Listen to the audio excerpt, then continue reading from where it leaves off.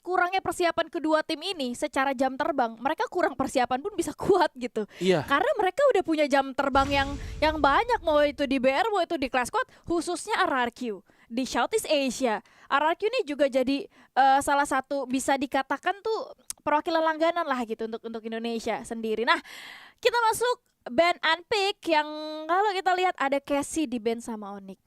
Ya, Casey. biasanya tim yang first pick itu akan nge-ban Casey. Terus tim yang second pick itu entah Nero di ban atau Orion ternyata jadi target ban secara khusus. Tapi ini berarti A124 lagi-lagi lepas kalau mau diambil Onyx, atau mereka pengen ngambilin Adam duluan kayak Oscar. Yang emang dengan gaya bermainnya Adam, Oscar itu kan juga pilihan yang bagus kan. Tapi ternyata A124 karena lagi-lagi ya first pick itu value utamanya menurut gua ada di A124 karena ini karakter satu-satunya yang punya value di atas karakter karena dia tuh bisa matiin skill aktif lain. Gue sepakat. Yang penting siapa yang bawa aja sih, kayak apakah lemparan dia presisi atau enggak gitu. Karena impactnya bisa gede banget. sorry ke distract ya. Itu juga impactnya gede banget sih barusan. Balik lagi ke bahas bagaimana komposisi skill. Ekspektasiku awalnya RRQ yang nge-ban Casey dan Oscar tuh bakal di-ban sama teman dari Onyx gitu. Karena Oscar ini kalau udah dibawa sama Abai ngeri banget gitu loh, ganggu banget. Lihat udah di-pick sama Rans gitu. Oh, ada Rans yang ada jadi Rans first racer ya. Ada Rans. Alok dibawa Adam. Alok nih sebenarnya jadi skill aktif yang sangat penting menurut gue, meskipun yang nggak dijelasin sama Dewa tadi gitu peranannya, tapi menurut gue penting banget karena selain terbantunya health point juga movement speed nambah, ditambah ini impactnya tuh buat teman setim gitu. Dan dengan itu ngebantu banget ya buat orang depan untuk dapetin apa namanya healnya itu area juga. Jadi lu pengen main untuk deket-deketan di kayak CS begini akan sangat bagus banget dengan efek dari Alok. Sementara Koda lagi-lagi harusnya Koda itu bakal di tangan Abai dan Oscar bakal di tangan Rans, dan kita bakal ngeliat juga Nero yang harusnya di tangan Dutch. Tapi ini belum berpindah-pindah dan udah ada Homer yang diambil sama Crime. Ini kelebihan dari RRQ sebenarnya. Make sense juga kalau kodanya itu ada di tangan Dutch. Karena pernah juga ada pengalaman Dutch ini pakai koda gitu. Makanya gue bilang setiap player dari RRQ ini mahal karena mereka punya fleksibilitas yang tinggi, setuju. Ngomongin role bisa kalau misalkan mau diganti dulu. Oh ini let's say oh second racernya lagi nggak bisa main nih, bener-bener nggak bisa main, di switch player itu berasa kayak nggak switch player gitu, kayak impactnya bisa sama aja karena penguasaan role mereka tuh bener-bener fleksibel gitu. Nah ini dia round yang pertama, bisa kita lihat bagaimana pistol round dari RRQ Kazu melawan Onyx. Karena kalau kita perhatikan Maal udah naik ke atas sementara Rans mengintip dari ke depan sana. Super Bonfire sudah diaktifkan oleh teman-teman dari RRQ, sementara Crime memasak granatnya. Dia tahu posisi dari Rans dan memberikan 70 damage. Itu damage yang sangat-sangat besar. Putra sudah mulai regroup. Putra hati-hati karena dengan adanya Crime yang sudah mulai terbaca, tapi Putra nyaris saja terculik. Crime harus dijatuhkan. Sayang sekali tidak bisa di-revive. Di begitu saja kah? Karena pada akhirnya Putra menyusul. Adam kehilangan banyak poin, tumpah satu persatu, dan pistol round dimenangkan oleh RRQ Kazu. Lagi-lagi win streak pistol round ronde pertama RRQ belum bisa dipatahkan. Satu penculikan yang bagus tadi ke arah Crime yang posisinya mungkin agak sedikit berjauhan dari teman-temannya, dan RRQ ketika mereka udah dapetin kenyamanan itu untuk tetap bisa mainin dengan tempo mereka yang gak harus buru-buru maju dan mencari 3 player lainnya, itu jago banget. Mereka bisa tahan aja. Dan tadi kalau gak salah ingat, waduh Crime lagi berhasil diculik oleh sang Demon King Maal dari kejauhan. Cryomannya juga udah dikeluarin tapi tidak tepat sasaran. Sekarang kita lihat Dutch ke depan mengenai 2 orang dengan cukup sekarat, Adam dan juga Putra di situ. Untungnya masih ada Alok. Ini adalah salah satu value. Lihat health-nya mereka udah hampir penuh lagi. Efek dari Alok ini adalah value yang besar, dan sekarang Crime malah ngebalikin. Dia yang kenokin Dutch 3 lawan 4. Namun para pemain Onyx belum bisa maju terlalu jauh ke depan. Putra udah cukup sekarat. Seharusnya nggak ada alok lagi yang bisa dipakai oleh tim Onyx, namun masih Regen dengan sangat bagus dan Adam berhasil dilumatkan oleh Demon King Maal dengan sangat bagus. Akhirnya Flame Mirage dibuka, Cryomine pun dilemparkan. Ini momentum yang nggak boleh dilewatkan oleh para pemain RRQ untuk maju ke depan. Crime berhasil dikenok, Demon cukup sekarat,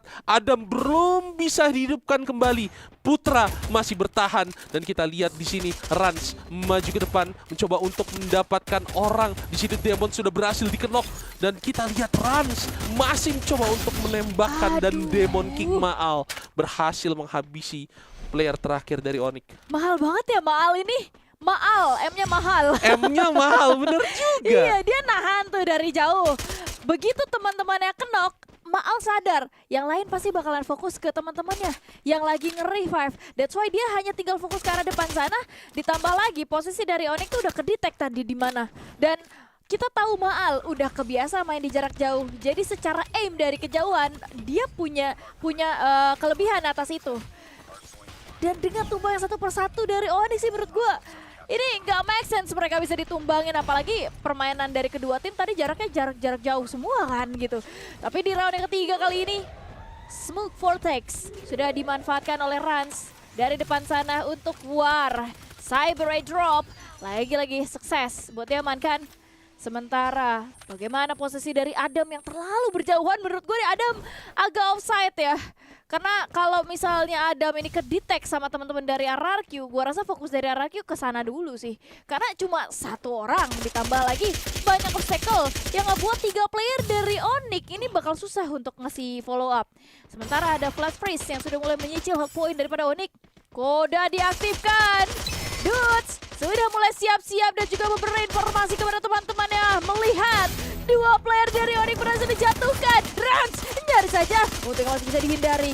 Ada gocekan yang dilakukan. Rans masih balik lagi. Rans masih mencoba untuk menculik beberapa player daripada Onyx. Putra tumbang. Adam sendirian saja. Dan seperti yang gue bilang, Adam terlalu jauh sehingga sudah mau terbaca dan tumbang. Ini dia 3 round pertama untuk RRQ. Ya, 3-0 untuk RRQ. Dan kalau kita sempat perhatiin ya, para pemain RRQ kayak Dude dan juga Rans di depan, mereka itu bawa Luna yang memang sinergi banget sama senjata VSS yang kepake di kala hari, dimana akan ada penambahan fire speed juga dari Luna, dan tentu saja movement speed akan bikin mereka lebih fleksibel dan leluasa untuk menggunakan VSS. Kita lihat sekarang juga untuk pembelian armor dari para main RRQ, mereka lumayan prioritasin dan Rans, tapi tadi masih belum nge-repair armornya. Ini harus hati-hati banget karena Rans itu di depan, ditambah lagi dia menggunakan Oscar. Sementara kita lihat Dudes posisinya luar biasa sekali, selalu berdekatan dengan maut, berdekatan dengan musuh, selalu bisa di depan dan menjadi ancaman. Tapi dia juga bisa jaga dirinya dengan sangat baik untuk tidak bisa ditumbangkan begitu saja. Hal yang mungkin tadi kalau bisa dimiliki oleh Shadow Esports, mereka mungkin bisa dapat hasil yang lebih baik. Dan Demon King Maal selalu jadi backup yang bisa diandalkan. Dudes di depan tidak perlu takut, dan kita lihat gimana dia dengan Max 7-nya coba untuk menghajar health-nya, tapi terlalu sekarat dan dia harus kalah adu aim dengan lawannya. Sementara kita lihat para main Onyx udah berhasil menambahkan Dudes dan Rans juga yang tadi armornya belum sempat di-repair.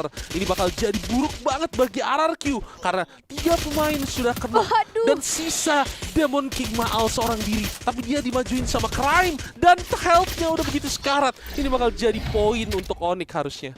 Bagus banget akhirnya Onyx bisa dapetin 1 round, karena 3-0 tuh sebenarnya cara ngejarnya tuh udah berat banget sih buat teman-teman daripada Onyx ya. Tapi mungkin secara setup yang dilakukan oleh Onyx dengan kita tahu tempatnya seperti ini tuh cocok banget buat mereka. Mungkin aja ada beberapa hal yang harus diperhatikan dari Onyx adalah cara dari RRQ yang menurut gue cukup template. Pertama, mereka tuh akan ngebuang beberapa resource untuk menyicil damage. Dia cicil dulu health point dari Onyx, begitu proses mereka reset itu penyerangan akan dilakuin sama teman-teman daripada RRQ Kazu. Selanjutnya yang akan dilakukan, karena ini adalah tempat yang sama, RRQ harus memperhatikan bagaimana cara mereka melangkah, ditambah lagi Cyber Eye Drop akan menjadi mangsa untuk Rans. Putra ada di depan, Adam juga kekikis oleh Adanya tembakan-tembakan yang terlontar. Lihat, udah mulai kecicil deh Mas dari Onyx. Adam juga tumbang, sayang sekali. Putra menyusul, hanya menyisakan 2 player dari Onyx meskipun mereka sukses untuk menculik seorang Dudes. Tapi Dudes ada di bawah sana sudah berhasil landing, gak bisa di-revive lagi. Crime dan juga Demons. Apa yang akan mereka lakukan selanjutnya dengan tersisanya 2 player saja menurut gua. Mereka udah tinggal main di jarak jauh karena kalau close combat udah pasti bakalan kalah ya. Mereka nggak punya keunggulan atas itu. Cicil dari kejauhan. Ada Crime ditambah lagi. Bisa mainin dari kejauhan. Abai bergerak ke arah sebelah kanan. Belum mau terlalu terburu-buru. Dan health point yang dimiliki oleh Onyx pun belum pulih lagi. Karena Aloknya kan di Adam ya. Udah keculik juga. Aloknya jadi nggak bisa ngebantu heal. Sementara at least ya Demons itu punya granat. Ini bisa jadi pembuka yang bagus. Begitu granatnya dilempar, begitu satu player dari RRQ kenok, mereka akan lebih mudah untuk dieksekusi. Ditambah lagi, Fly Mirage udah kepancing. Udah dipakai sama teman-teman dari RRQ. Sama Abai. Sebelah kanan ada Maal. Ada Cryomine yang dilempar. Masih bisa di counter. Tapi lihat bagaimana penyerangan coba dilakukan. Dan exactly. Kemenangan untuk RRQ again. Ya, 2 orang terakhir dari tim Onyx memang udah gak bisa bicara banyak melawan 3 pemain dari RRQ yang mereka juga masih punya Valiant Dash yang tersisa di Rans. Betul. Dan itu akan susah banget untuk bisa meredam RRQ 3 lawan 2 tadi. Cuma yang sangat bagus, tadi udah di-mention juga sampai Billy gimana, Adam ini adalah orang yang dia bawa Alok. Dia sebenarnya kunci utama di timnya. Betul. Tapi dia itu punya kebiasaan yang memang pergerakannya kadang agak jauh sangat agresif. Dan bahkan tadi kalau gue gak salah ingat, Adam adalah orang yang pertama dikenok oleh tim RRQ. Dan setelah Onyx kehilangan Adam, mereka kehilangan instrumen untuk bisa bermain sustain, bermain reset. Dan sekarang RRQ, mereka udah dapetin bagian untuk naik ke atas. Jadi setupnya akan lebih gampang. Sementara para pemain Onyx kita lihat masih mencoba untuk berhadapan dengan para pemain RRQ yang lain. Udah ada Senses Shockwave juga dikeluarin. Dan juga kita lihat Demons A124-nya juga mungkin udah connect ke salah satu orang. Ini mungkin akan sedikit memperlambat pergerakan RRQ yang udah tahu kalau misalkan Onyx ada di sekitaran situ. Nungguin A124 juga hilang dari satu main mereka. Tapi Rans berhasil lagi-lagi mendapatkan Adam yang mungkin majunya terlalu jauh dari backup teman-temannya. Posisinya kalau kita lihat Adam ada di luar sendirian dan akhirnya berhasil dimakan. Dan Onyx tanpa Alok ini bakal jadi bahaya banget karena dengan begitu cepat berhasil diratakan oleh tim RRQ. Kan udah gue bilang, Dam, lu yang bisa patahin statement gue tadi loh gitu. Terbukti gitu, kayak Adam nih misah dari teman-temannya sebenarnya nggak apa-apa, tapi PR-nya bisa nggak defense gitu. Tapi apa yang terjadi, Adam keculik duluan dan teman-teman dari Onyx akhirnya kekurangan amunisinya. Udah di-mention juga sama Mr. Siampu kalau Adam ini dia impact-nya besar banget buat teman-temannya karena bawa Alok. Jadi kalau misalnya Adamnya udah nggak ada, reset mereka tuh bakalan terhambat banget. Ditambah RRQ mereka bener-bener tahu banget timing ya. Kayak mereka udah hafal banget kapan mereka maju, kapan mereka eksekusi, dan apa yang dilakukan oleh Dudes. Dia ada sebelah kiri, kena granat memang, tapi Adam lagi-lagi Adam terculik sudah.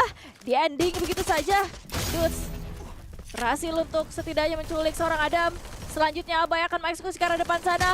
Adanya Demons yang terculik bersama dengan Crime. Masih ada Putra di bawah. Putra hati-hati, belum dibuka, tidak bisa menolong. Dan kemenangan untuk